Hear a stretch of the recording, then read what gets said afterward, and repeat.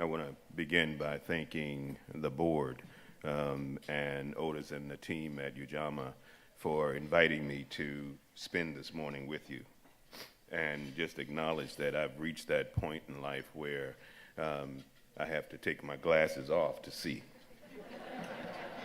and that even when I take them off, I still can't see. But I want to thank you for the important work that you're doing with finding a way to give men a next chance. And I say a next chance because sometimes we become comfortable with the notion that you can get a second chance. But if most of you in this room are like me, it took a little bit more than 2 chances for us to get to this place that we are, and we're still in a place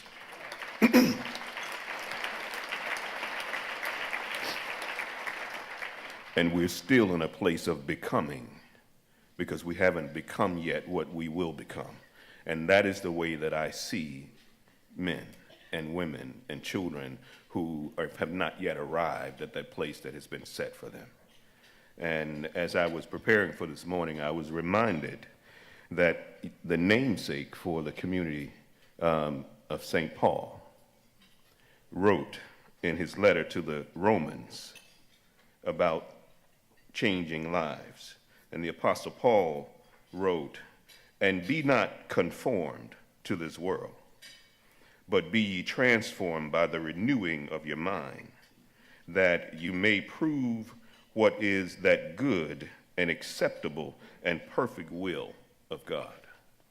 And so as I start this conversation this morning, I am reminded that for incarcerated men and women and just people who have fallen on hard times, who haven't achieved all of the glory that their lives still holds, for them, they face almost every barrier that is possible to disrupt them and to disrupt their pathway. And when I talk about incarcerated people, I'm not just talking about those who have been held inside of walls and behind bars, but I'm also talking about people who have been incarcerated by the life-stealing of hopelessness.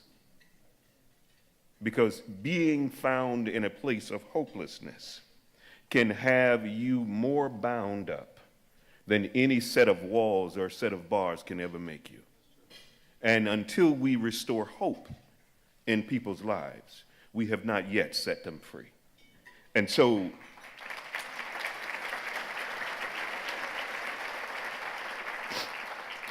when they face the circumstances of no place to live, when they face the circumstances of I can't vote anymore, when they face the circumstances of I don't have enough education to get a job and I can't seem to find my way, I've been released, but I don't even have enough money to make it through the next week. When you're faced with that and you're faced with you have a record and therefore I can't hire you. If it wasn't for organizations like Ujamaa Place, and if it wasn't for people like you, failure would be all but inevitable for each one of the men whose lives you've touched. And so I start this morning just simply by saying thank you.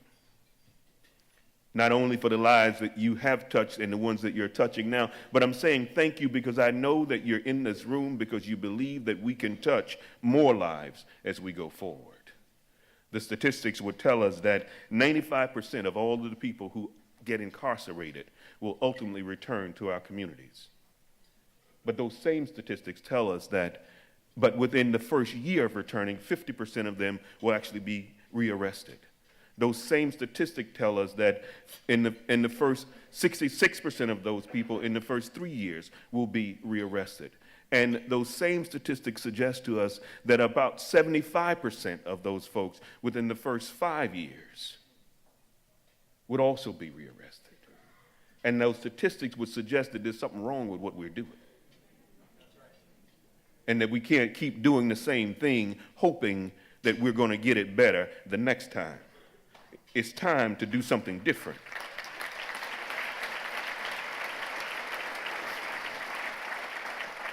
And yet, before we decide that we're at least 25% successful, I don't want to suggest to you that the 25% that don't get rearrested succeeded.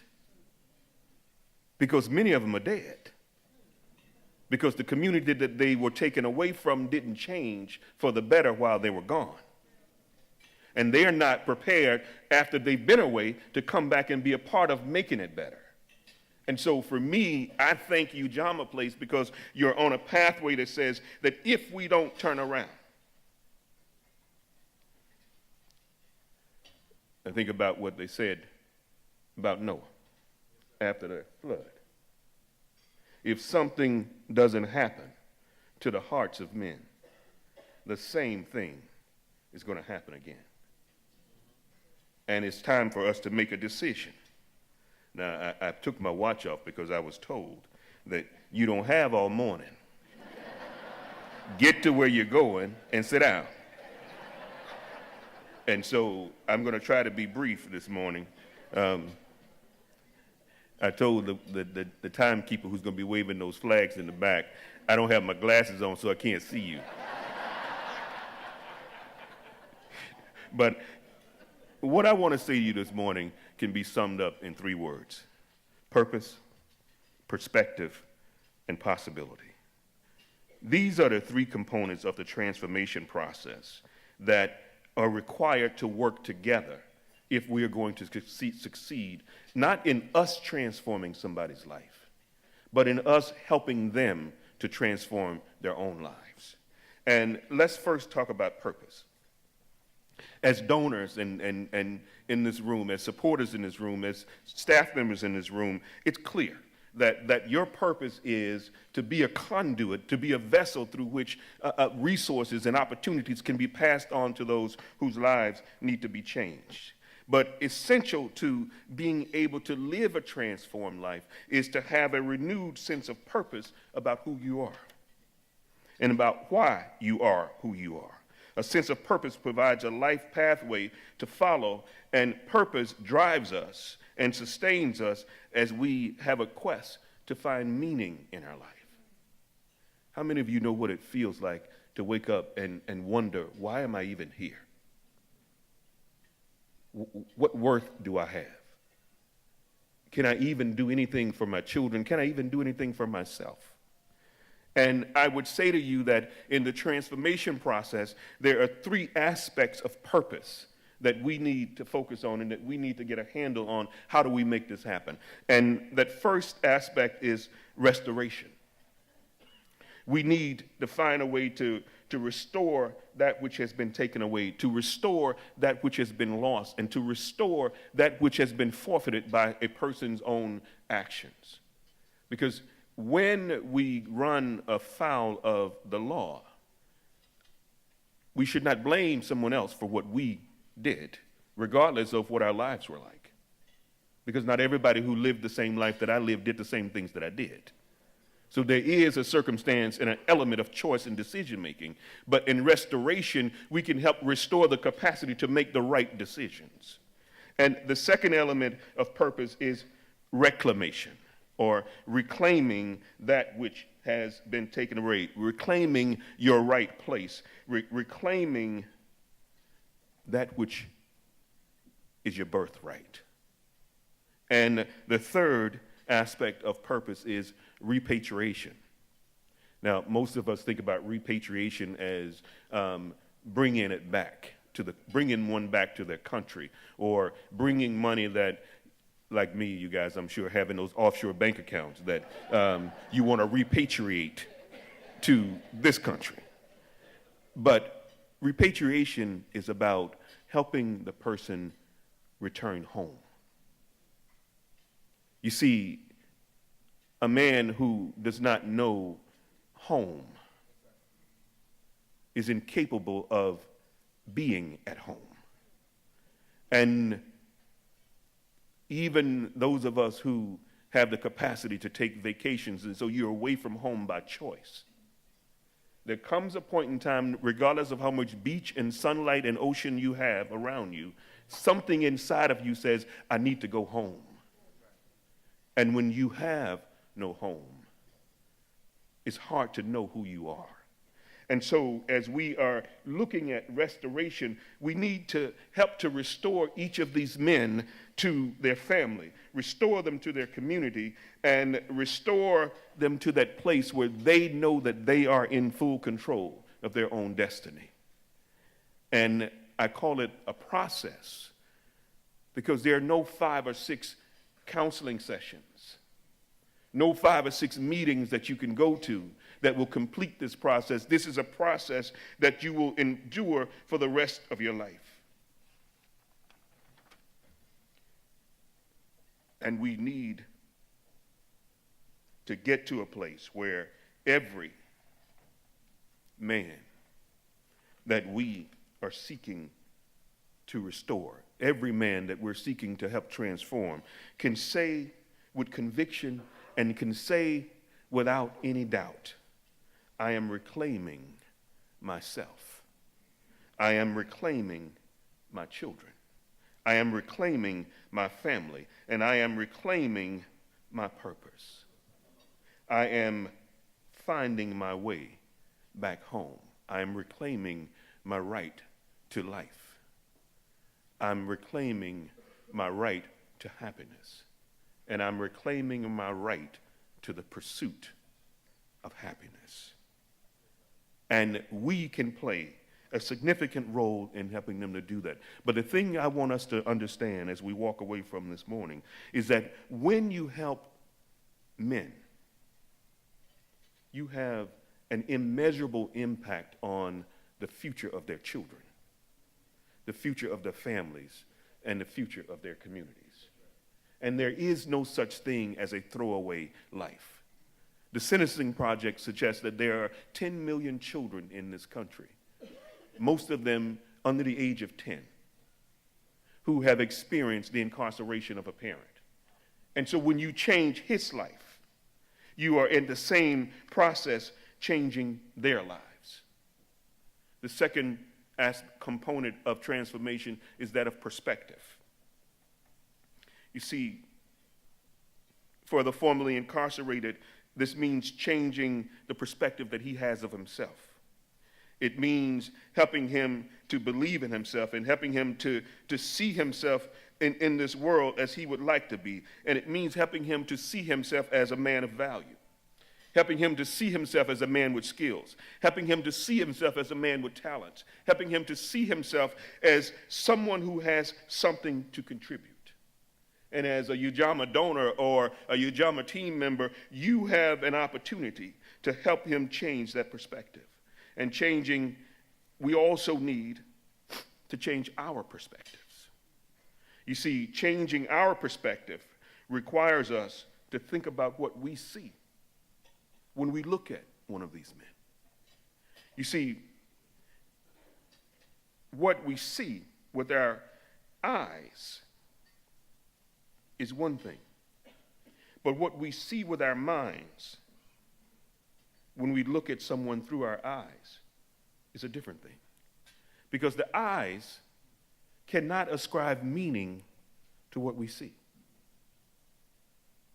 It is what's in the mind, the preconceived notions that are already invested in the mind, the preconceived notions that are already embedded in the heart that gives meaning, that ascribes meaning to what we see with our eyes. And I have been saying for some time that what you see when you look at me has more to do with who you think I am, has more to do with what you think I'm capable of, and has more to do with what you're willing to do to help me than anything I could ever do or say. What you see when you look at me. If this same William Bell had walked in here with his Jordans with shoelaces untied. Now, I don't wear Jordan, just in case you didn't know. Nothing against Jordan, nothing against Nike. I just don't wear them. But if I'd walked in here with holes in my pants, with no shirt, no tie, with maybe cut off sleeves, and my Yankee cap, which I did have on when I came in. But if I walked in here like that and you saw me, would you have had the same impression of me that you had with all of those wonderful glorified words that are written on pieces of paper about what I've done? But what I've done is what God has blessed me to do. It is not necessarily who I am. Who I am is the little boy who was born in rural Mississippi. What I am is the little boy who was living under the old times of plantation ownership that said that if your family can't work, you can't live in the house that we own because this is our land. They called it sharecropping, but it wasn't sharecropping, it was just cropping. Because we didn't get any of the money. And what I am is a little boy who was made homeless under that institution before I was 1 year old because all of my older siblings had moved away. And the folks told my mama that she had to take her 5 children, me being the baby, and get off their land and get out of their house. What you see when you look at me requires us to change our perspective.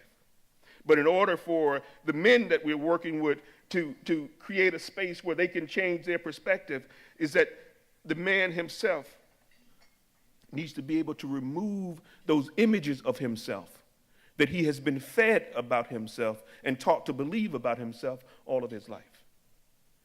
And for us to be helpful in that process, we need to be able to remove from ourselves those images that say to us, he can only be this much. He can only achieve that much. We need to understand that the next chance that we are offering here to these men is no less than the next chance that we would offer to one of our children. Because if something is not good enough for our own children, then it is not good enough for anybody else's child. And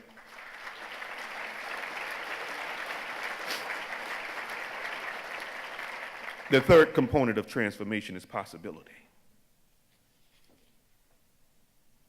I dare any one of you to believe in the possibility of a transformed life and to believe so deeply in the possibility of a transformed life that you would commit this morning to not only just giving your money, but giving yourself. Giving of yourself to engage in helping to transform one life.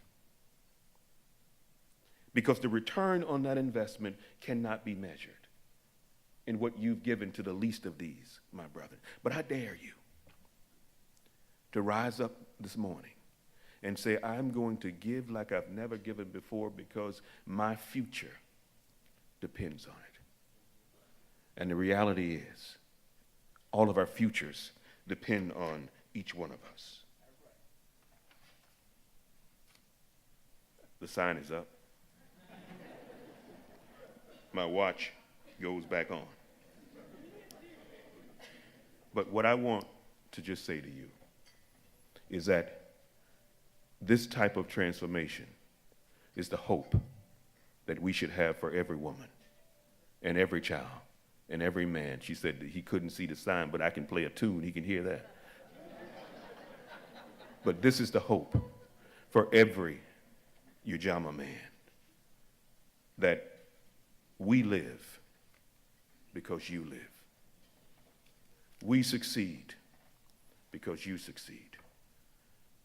We are who we are because you are who you are. Thank you for inviting me this morning. May God bless you all.